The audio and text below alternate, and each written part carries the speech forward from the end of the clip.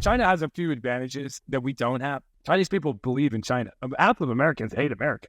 I think that's a huge advantage to have as a civilization, to believe that what you're doing is that you're part of something that's bigger than yourself and try to support your country.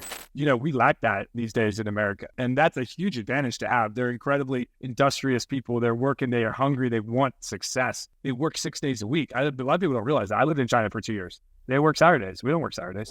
How much more productive would you be? Work an extra 20%.